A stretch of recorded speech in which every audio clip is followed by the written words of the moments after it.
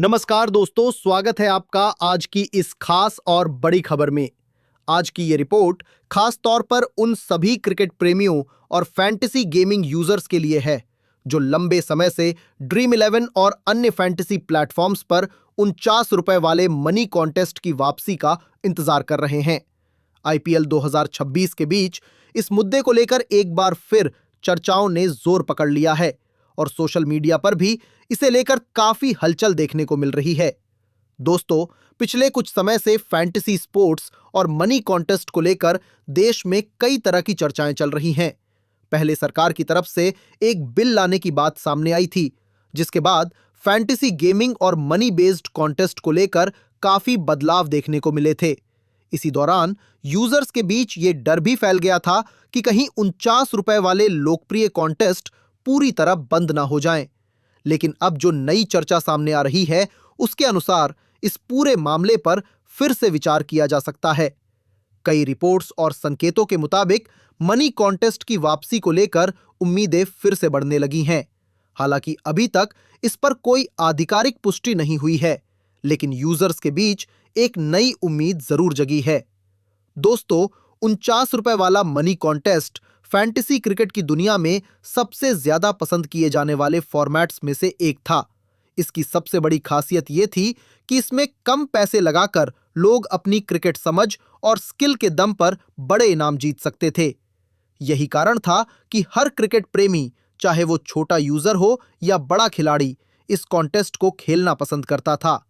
IPL season में तो इसकी डिमांड और भी ज्यादा बढ़ जाती थी। लोग अपनी टीम बनाते थे, रणनीति लगाते थे और अपनी किस्मत आजमाते थे।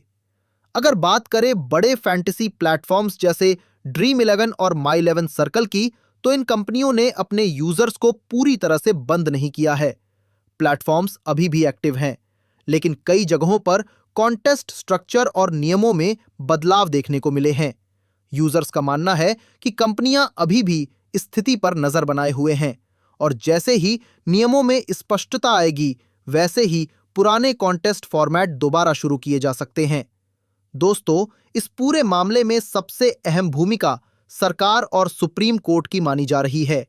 ये मामला अभी भी कानूनी प्रक्रिया के तहत है और कई स्तरों पर इसकी सुनवाई चल रही है।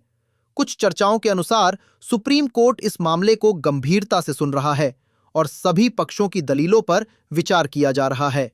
हालांकि अभी ये कहना जल्दबाजी होगी कि अंतिम फैसला क्या होगा, लेकिन इतना जरूर है कि आने वाले समय में इस पर कोई बड़ा अपडेट आ सकता है।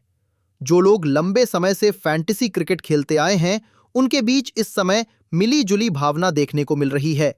एक तरफ उम्मीद है कि ₹49 वाला कॉन्टेस्ट वापस आ सकता है, वहीं दूसरी तरफ अनिश्चितता भी बनी हुई है। कई यूजर्स का कहना है कि यह सिर्फ एक गेम नहीं है, बल्कि उनके लिए एक स्किल बेस्ड प्लेटफॉर्म है जहां वे अपनी क्रिकेट समझ को आजमाते हैं और इनाम जीतते हैं। ऐसे में इसका बंद होना या बदलाव होना उनके लिए निराशाजनक रहा है। इस पूरे मामले में एक और बड़ा पहलू टैक्स और सरकार की कमाई का भी है।